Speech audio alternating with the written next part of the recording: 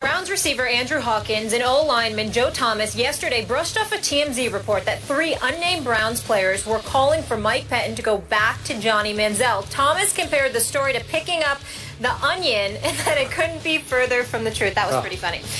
Skip, should Manziel be the Browns quarterback? Look, Stephen A., obviously I'm a Johnny fan. I want to see him play football. I want to see him start games, but not get thrown into this disaster that is the Cleveland Browns. Because, look, the handwriting's on the locker room wall. Mike Patton, Ray Farmer did not want to draft Johnny Manziel, and they do not want to bet their futures on Johnny Manziel. So this is a losing proposition here. And they just today announced that they signed that kid, Austin Davis, who started 8 games for the Rams last year. 2-year extension, gave him $500,000 guaranteed, 4.2 overall. It's not huge money, but they're showing you that they like him more than they like Johnny Manziel. They want to keep him in the fold as a possible starter going into next year. Ditto.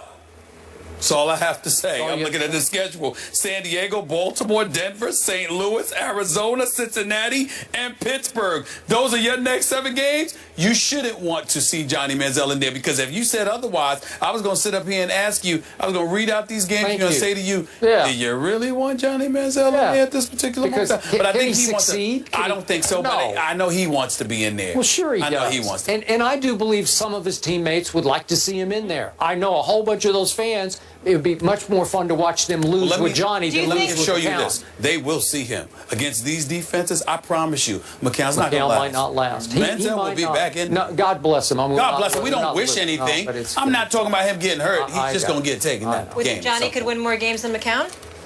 I don't think either of them can win more games. You're probably right about that, too. It's more about the team as a whole than the quarterback. The team stinks offensively. Totally get it. Great having you in studio. Let's make it a thing. I might think about coming back tomorrow. It depends on how Skip acts.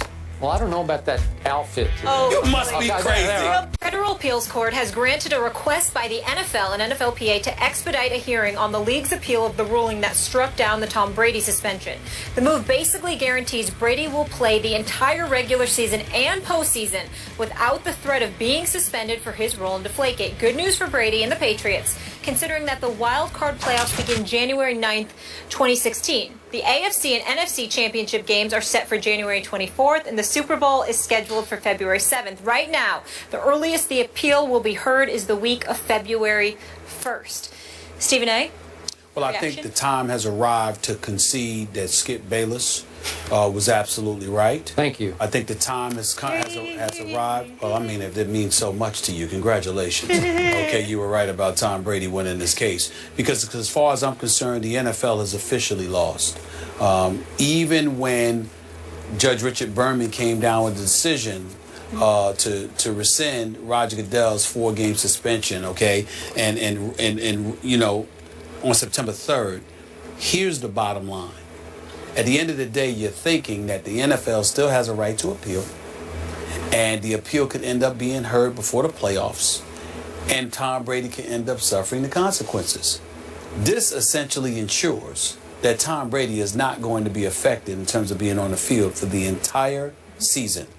It is time for the NFL to cut bait and to drop this all together. Oh, really? And let me tell you something. I'm gonna go a step further here, because here's the reality, Skip.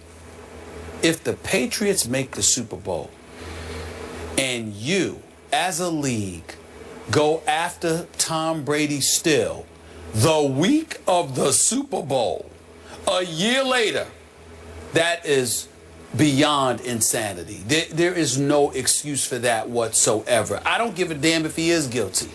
You need to leave him alone. To bother us over Deflategate next February, after all of this happened last January, that's just, you know, that is nothing short of a witch hunt. If you do that, that's a witch hunt. Now, if you want to appeal and appeal and appeal because you wanted it to affect him some game this season, that's fine. But since the case won't even be heard until the week of the Super Bowl, okay, at the very earliest, you can't allow this to even be a story. If you do this, it's beyond football. It's beyond. You have contaminated the game, and you're contaminating your own Super Bowl. Wow. You actually deserve. It won't happen, of course, because we'll all watch. But I literally literally wouldn't blame America for boycotting the Super Bowl. Stop it. No. Of course it's not going to happen. Let's not get ridiculous. It's not going to happen. But I said I would not blame the American public, the world, if they boycotted the Super Bowl, if the NFL allowed this to be a story the first week in February. Come on now. Just drop just drop it. So what percentage of American NFL, or not American, let's do worldwide NFL fans, what percentage still believe Tom Brady knew about it and lied about it? I think more than 50%. Okay, so to your point, see, then more than 50% of the people would applaud the NFL for continuing to hang in. I disagree because, Skip, I don't believe that the quarterback knew nothing. I just don't believe he actually said deflate the footballs below PSI levels of 12.5. What I'm saying to you is this. I don't care, and I think I speak for a lot of folks out there who simply don't get. Now that football has started, we want to see Tom Brady out there performing. We don't care anymore. The NFL had the offseason to handle their business. You failed in that quest. Let it go. To allow it to become a headline. Again, the week of the Super Bowl after it was the headline, the week of the last Super Bowl, that's inexcusable. It's inexcusable. It's not the NFL's fault or doing that the appellate hearing, the appeals court, would start on February 1st. It is their fault. Remember, it's the court ruled that. That was the court docket. I know that. But if the NFL said we drop it, they'll drop it. They could drop it if they wanted to. You lost. You lost. Drop it. It's over. He's back playing, and you can't affect. Because even if they heard the case, Skip, the first week, the week of the Super Bowl, they're not going to tell Tom Brady if he's in the Super Bowl, you can't play that Sunday. They're not going to come down with a ruling that prevents him from playing. So why bother? Okay, there have been some prominent cases that have been won on appeal. And the most prominent one I know of, speaking of sports, is Maurice Clarett. And it was the greatest injustice, I think, in American sports history that Maurice Clarett won at the circuit court level, at the Judge Berman level, and then lost on appeal to the NFL about could he play But that's not my issue. My issue, again, is it ain't even whether or not they can win. If you can't win before the Super Bowl, if Tom Brady is in it, we don't need to read those headlines. He's playing anyway, so why bother him? Well, now, if he wasn't playing, if he